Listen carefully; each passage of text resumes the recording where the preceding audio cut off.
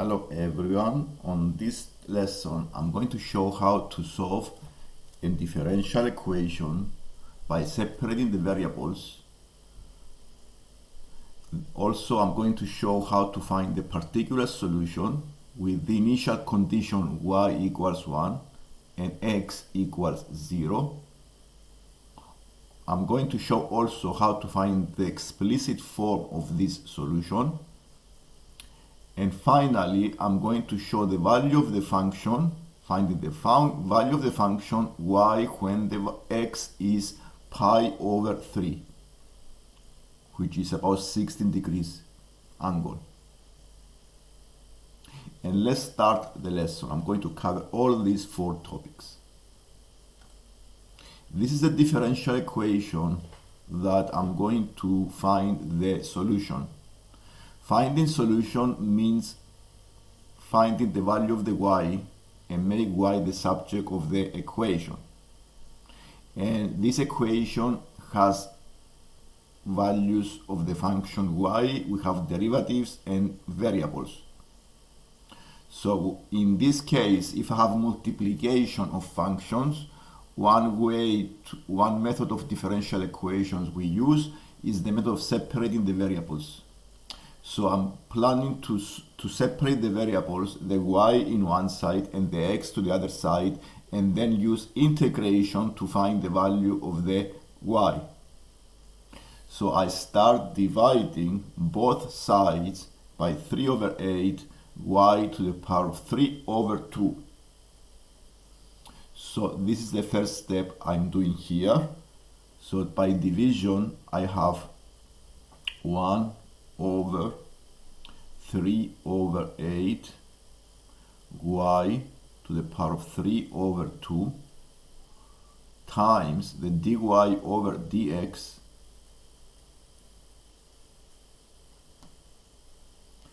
and the right hand side is the sine x times the square root of 3 plus cos x. Now, simplifying this equation and take the integration on both sides, I have the equation you see below. By simplifying the left-hand side, we have 8 over 3 y to the power of minus 3 over 2 dy over dx, and the right-hand side is the sine x, and both sides are under integration.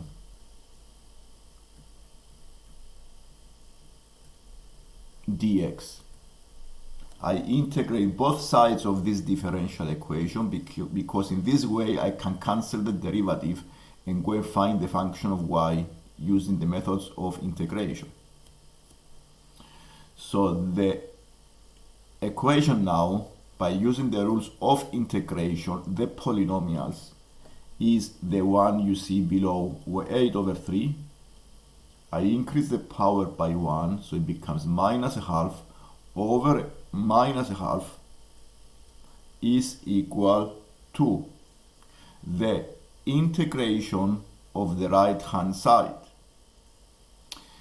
And now we need to decide what is the method we are going to use to integrate the right hand side. The right hand side is a multiplication of 2 functions, sine x times the square root of 3 plus cos x dx. And I'm going to show this in a different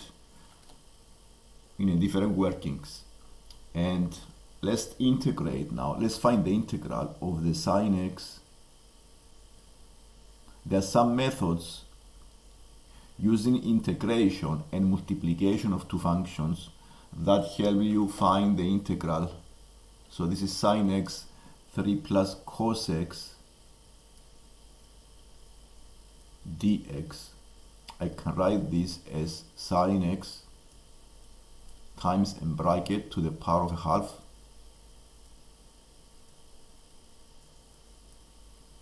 and the rule I'm going to use to find the integral, is to use the rule and the formula that you see on this here, or integral of a function f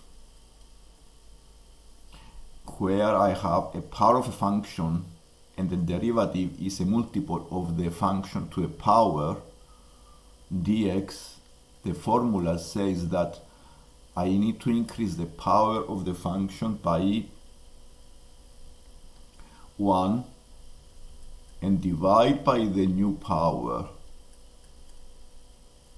So I need to make sure here that I have the derivative of the function as a multiple.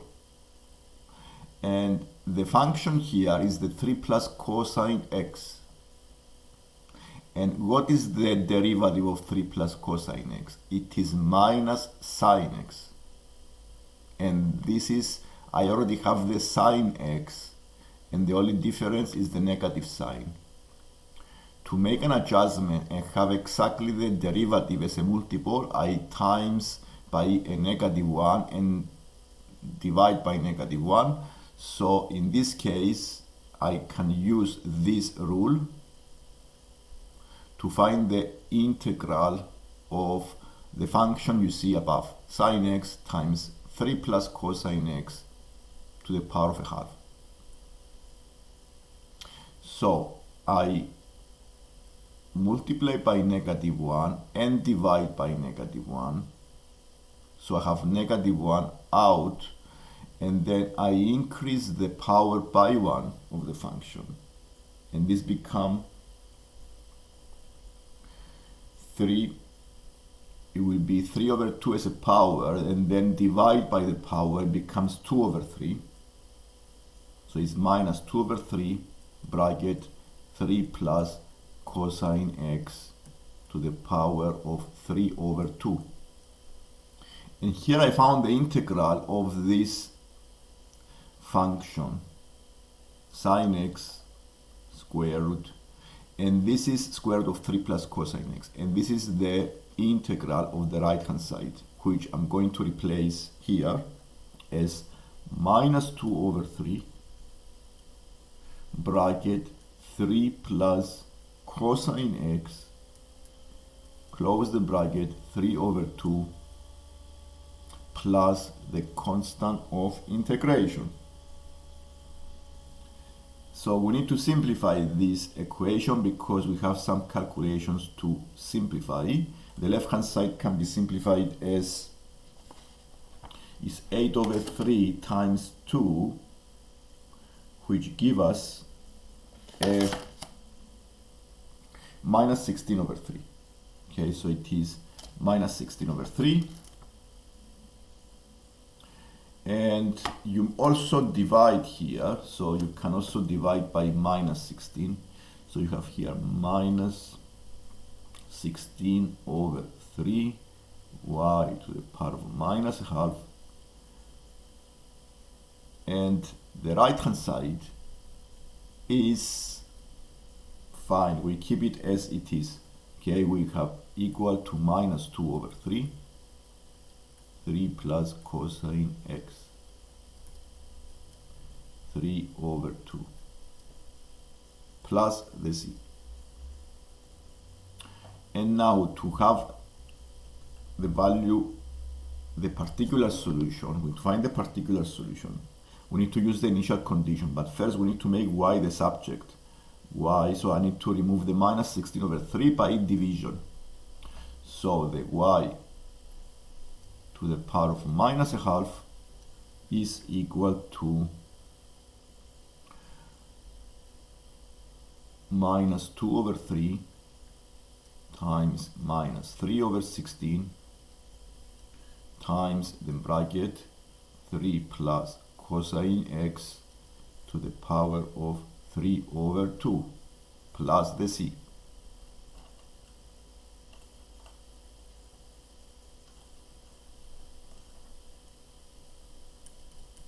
So the y to the power of minus a half is equal to 1 over 8 3 plus cosine x to the power of 3 over 2 plus c. Now we're going to find the initial condition using the values of x equals 0 and y equals 1. by using these values into the equation. The equation here is this one.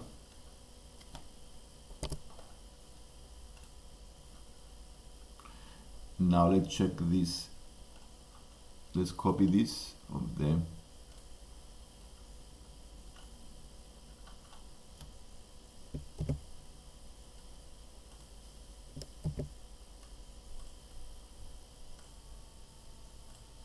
This is my equation.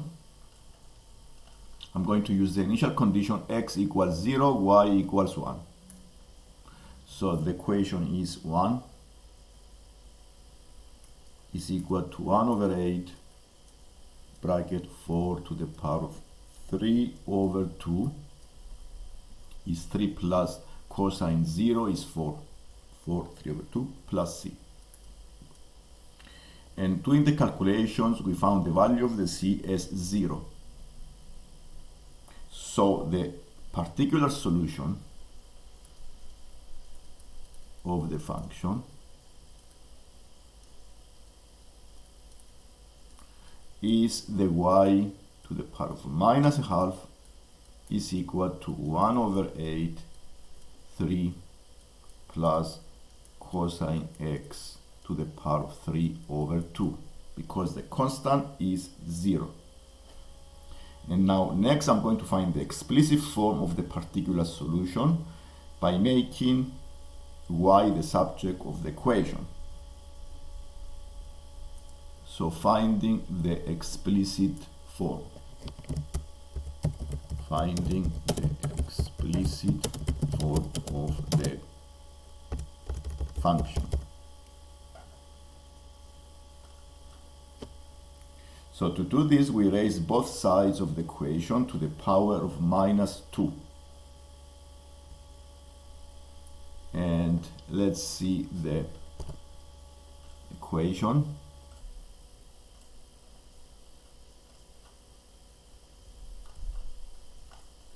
So this is the equation, and we are going to find the explicit form. So we raise both sides to the power of negative 2. So the equation is y to the power of minus a half to the power of negative 2 is equal to the power of the right hand side to the power of minus 2 as well.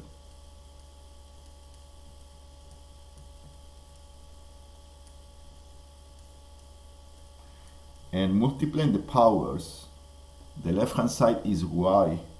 We make the y the subject. And also we multiply the powers on the right hand side. So I have 1 over 8 to the power of minus 2 become 64.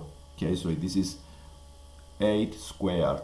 So it becomes 64.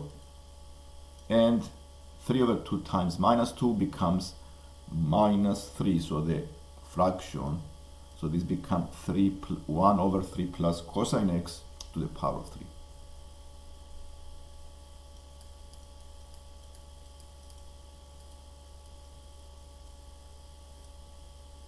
Which give you the final explicit form as 64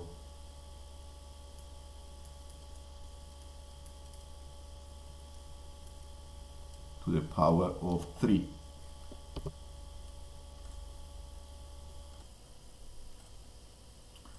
And now I'm going to find the value of the function when the x is 1/3 pi. So I need to find the value of the function when the x is pi over 3. So we use the explicit form we found in the previous part, and we use this value for x. And therefore the function is y equals 64 over 3 plus pi cosine pi over 3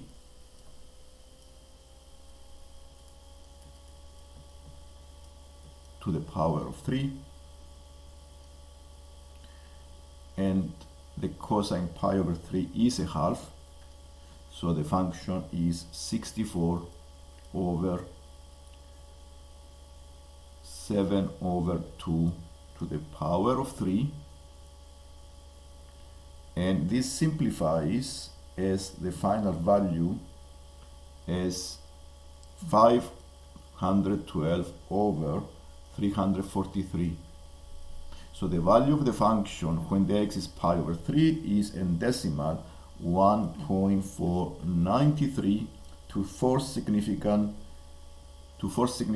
figures.